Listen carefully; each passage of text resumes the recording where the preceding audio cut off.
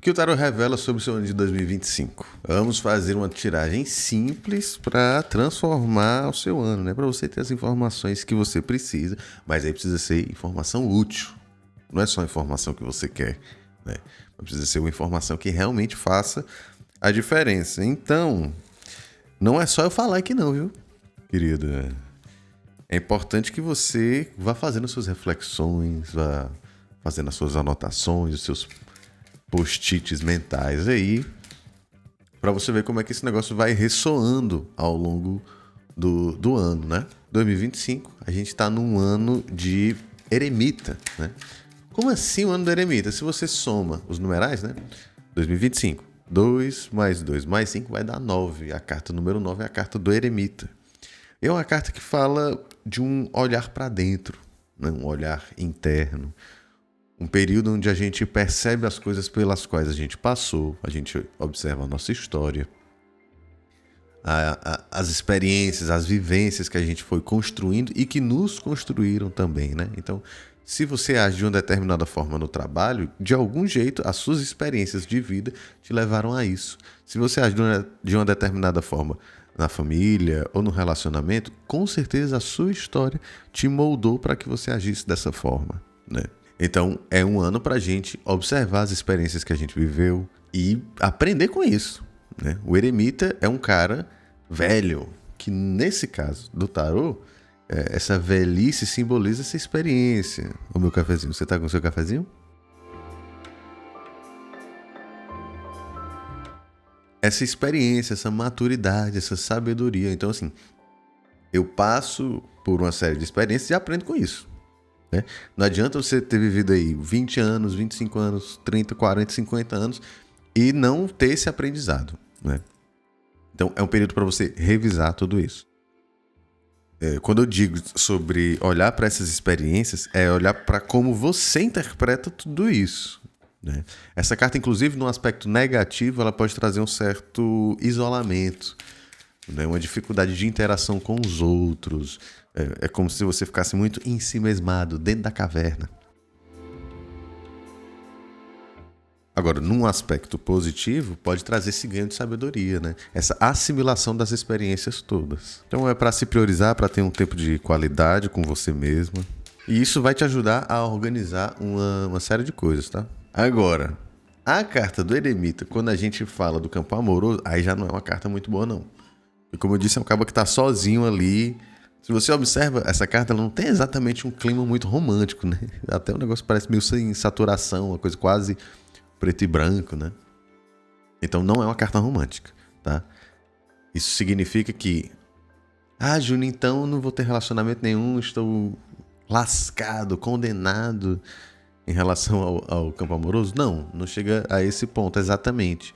Mas com certeza você tem que observar como é que você se relaciona, como você tem se relacionado, como é que tem sido os relacionamentos passados, principalmente, né? Para que você possa se entender o que é bom para você, o que não foi bom também, né? O que é que você precisa para um relacionamento. Eu tava falando esses dias nas redes sociais, né? O outro, ele não tem obrigação nenhuma e muitas vezes nem condição de entender ou de adivinhar o que a gente sente, né? A pessoa não tem como fazer isso do nada, né? É um dever nosso entender o que é que a gente gosta e o que é que a gente não gosta também.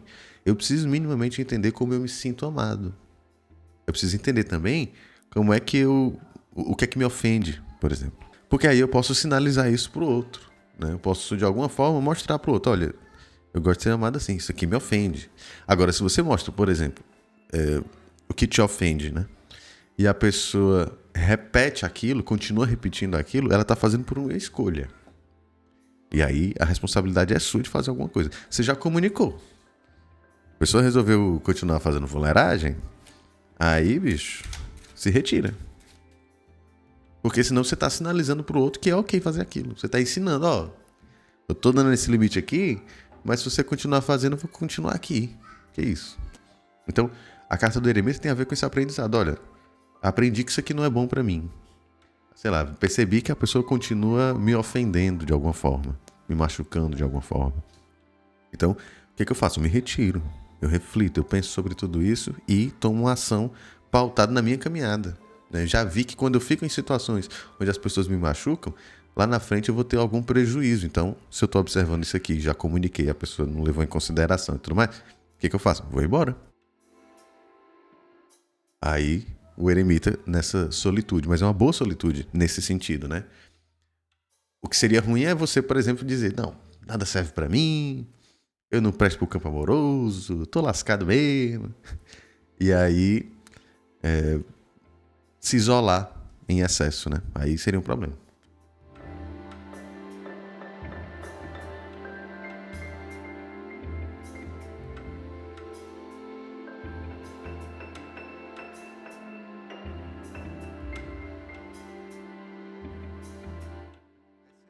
Para o ano de 2025 no geral. Então isso aqui serve para todo mundo, tá? Agora, se você quer saber o que é que serve para você, aí você tem basicamente duas opções, né? Você pode marcar comigo o jogo da virada, e aí eu vou fazer um jogo que vai abordar cada área da sua vida, então a gente vai ver qual é, assim, mesmo considerando o eremita, a gente vai ver qual é a energia que está regendo cada área da sua vida, tá?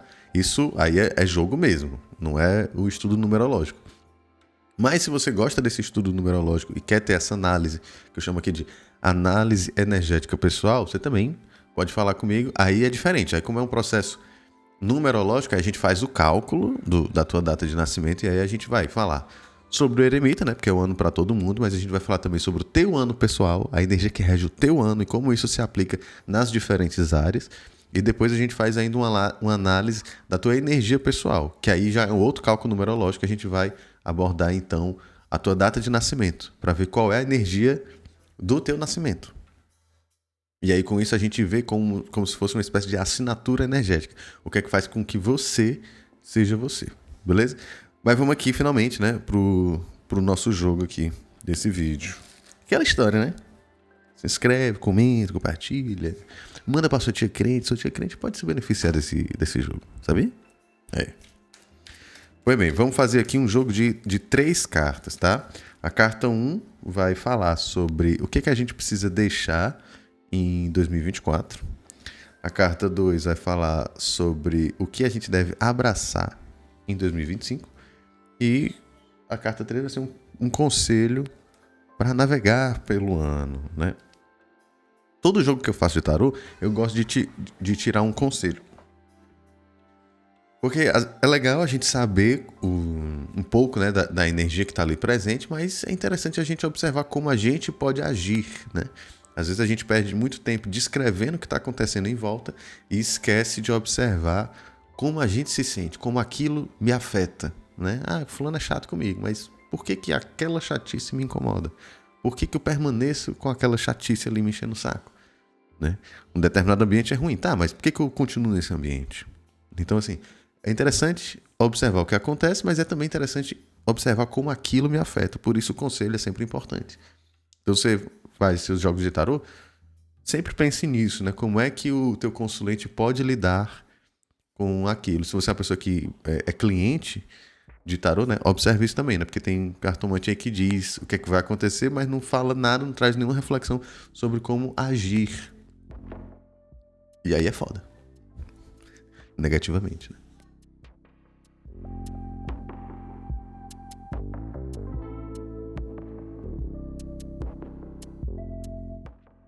Então, o que deixar para trás, né? O que a gente deve abandonar e deixar em 2024? Vem aqui o Rei de Copas. Rei de Copinhas. O Rei de Copas é uma carta que, como todo rei, fala de uma pessoa ou de uma postura, né? Que representa esse reino todo, essa administração toda. Portanto, o Rei de Copas é o cara que administra, né? As emoções, ou então administra com as emoções. Então, assim, vamos pensar nos extremos, né? O excesso e a falta. O excesso de Rei de Copas pode ser, né, em alguma medida, pode ser alguém que quer cuidar de todo mundo, quer ser pai de todo mundo, quer resolver o problema de todo mundo, né? Do outro, eu preciso administrar o outro. Seria um aspecto negativo, né? Quando eu direciono essa energia excessivamente para o outro, aí falta para mim. Só que observa que o rei de copas, apesar dele ser o rei da água, ele não tá encostando na água, né? Tem um pezinho aqui, ó, que quase encosta, mas não encosta. Então, ele é o cara que, para ele poder reinar, administrar tudo com compaixão, ele precisa ter algum nível de frieza. Ele não pode ele não pode mergulhar demais nas emoções dele. Porque as emoções, muitas vezes, podem distorcer a realidade. Então, às vezes, quando eu sinto raiva demais, quando eu boto lenha nessa fogueira das emoções, raiva demais, ansiedade demais, euforia demais, isso tudo faz com que eu perca um pouco a noção de realidade, né? Então, o excesso de emoção pode vir como um problema nesse sentido. Agora também a frieza total, também, né? Se for uma pessoa completamente fria, a vida perde um pouco o encantamento. Então eu preciso, na medida do possível, administrar isso, tentar andar pelo meio termo. E essa é a grande função do rei de copas, né? É tentar encontrar esse equilíbrio, né? Dessas copas, dessas águas, dessas emoções, do sentimento. Porque eu preciso ter algum sentimento para poder entender, para poder ter empatia, né? Para poder ter compaixão pelo outro. Mas se eu for completamente na emoção do outro também, eu posso ter um problema. Eu posso ter um julgamento comprometido. Então, eu diria que o excesso de emoção, o excesso de cuidado com o outro, consigo, né? Uma complacência, aquele negócio de mas coitadinho de mim, ou então coitadinho do outro. Esse tipo de coisa não é interessante. A gente precisa, aparentemente, né, considerando essa carta, a gente precisa ter uma administração emocional mais pé no chão. Então, fulano me tratou mal porque ele tá passando por algumas dificuldades. Pois é, todo mundo passa por dificuldades. Isso não justifica, né? Então, beleza, eu entendo a emoção, eu entendo que possa ser uma situação difícil, mas não é por isso que eu vou aceitar. O que é que a gente deve abraçar em 2025? Vem uma carta aqui chatinha, hein? 8 de espadas. O 8 de espadas, toda carta do naipe de espadas fala sobre a mente, né? Sobre o campo mental. Ou seja, como a gente percebe as coisas e como a gente se expressa, né? Então imagina que você tem que conversar com seu amigo, tem que conversar com seu chefe, aí você pensa, não posso falar isso, porque senão vai dar problema, né? Essa é a ideia. Eu não posso falar sobre isso, diz o que pra mim? Que eu estou limitado na minha expressão. Eu não posso me expressar exatamente como eu gostaria, de uma forma 100% sincera, porque pode ser que o outro se ofenda. Então, eu tenho uma percepção, né, uma interpretação da realidade que me diz que eu não posso me expressar de forma tão espontânea assim. Isso é uma das formas de manifestação do 8 de espadas, né? É uma situação onde parece que eu não posso fazer alguma coisa.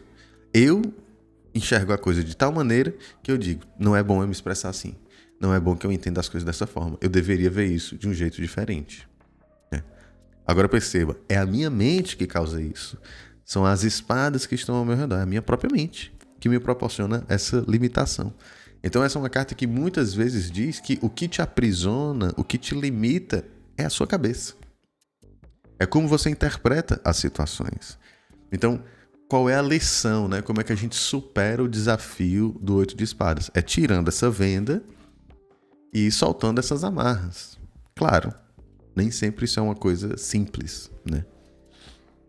Mas a gente saber que isso pode acontecer já pode ser uma grande vantagem, entendeu?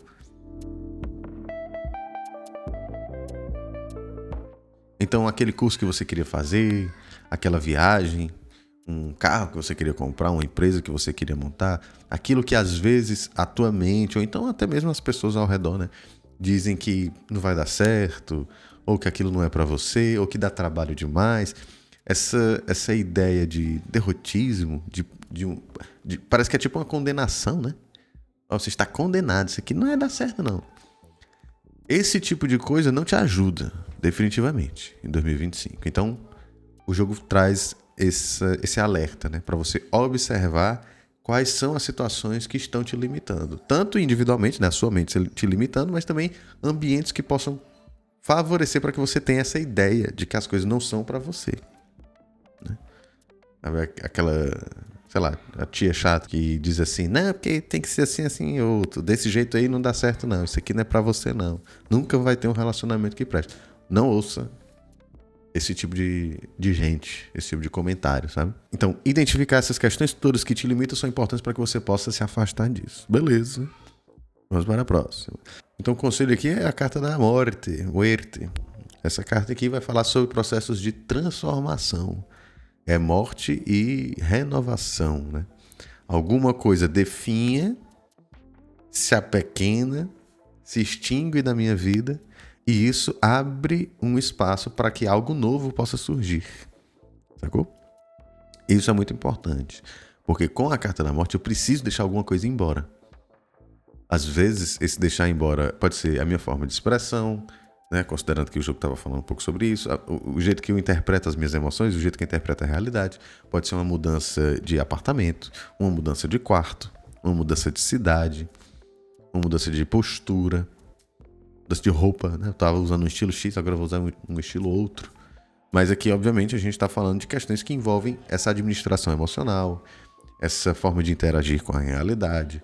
Eu preciso transformar. Se eu quero alguma coisa nova, eu preciso abrir espaço para esse negócio chegar. Imagina aqueles jarrinhos, as jardineiras, né? Onde você consegue colocar várias plantinhas. Imagina que você plantou ali 3 plantas, sei lá, manjericão, alecrim e hortelã. E aí, eventualmente, o alecrim não deu mais certo. Tá ali na pontinha o alecrim. Ele não dando certo, ele secando, ele morrendo, ele não deixa de atuar ali, não. Gosto tanto de alecrim, cuidei tanto, me esforcei tanto, não vou tirar. Ele morreu, mas ele eu tenho um apego, não vou tirar. Aí o que é que acontece? Nem cresce nada ali, porque ele está ocupando espaço e morreu, e as outras plantas podem ser prejudicadas. Porque mesmo que a planta esteja seca, às vezes ela ainda consome um pouco dos nutrientes daquela terra. Então, quer dizer, é um espaço que não está sendo aproveitado de jeito nenhum. Ele está sendo ocupado e ainda está roubando nutrientes dos outros. Então, o que eu preciso fazer? Eu preciso tirar. Entender, acabou. Preciso tirar esse negócio da jardineira, preciso tirar esse negócio da minha vida.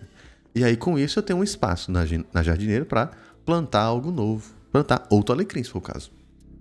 Ou qualquer outra planta, né? Boldo. E aí, parece que o boldo deu certo, né? Ou então, esse alecrim aqui deu certo, o outro não deu. O que será? Será que era a semente? Será que é como eu lidei com isso? Será que eu me transformei também? Eu era um jardineiro X, fuleiragem. E agora eu sou um jardineiro Y, que aprendeu a lidar melhor com isso. Mas eu precisei criar essa oportunidade. Como é que eu criei essa oportunidade? Tirando aquilo que não está mais funcionando, aquilo que não me serve mais. Então essa carta da morte vem nesse sentido, né? Para você transformar a sua vida. Deixar o que não presta para trás e se abrir para o que pode vir pela frente. Beleza? Então, só vou mostrar aqui para vocês as cartas. Então, Rei de Copas, 8 de Espadas e a Morte. Beleza? Então, o que eu devo deixar em 2024? O que eu devo assimilar? O que eu devo aprender, né? Em 2025? E qual o conselho para lidar com tudo isso? Não é só a previsão. A gente precisa ter um direcionamento, tá? Pois então é isso. Vou deixar aqui os links na descrição para você me seguir nas redes sociais, tá bom? Caso você queira fazer uma consulta particular, também fala comigo através das redes sociais. E é isso. Sou o Júnior Quintela, seu tarólogo abusado. E você já fez um jogo para 2025? Você costuma fazer? Você costuma ler o horóscopo? Fazer um estudo numerológico? Você faz alguma coisa em relação a essa mudança de ano? Falei. Me diga também o que você gostaria de saber sobre o tarô, sobre tiragens, né? Tanto aprender a fazer as tiragens, mas também, tipo assim, olha, Júnior, queria que tu fizesse um jogo sobre, sei lá, o campo amoroso, sobre a relação com o meu padrasto, com o meu colega de empresa. Então vou mandando aí as vossas mensagens, a gente vai brincando aqui de jogar um carteado e aprendendo um bocado. Beleza? É isso. Beijos e até a próxima.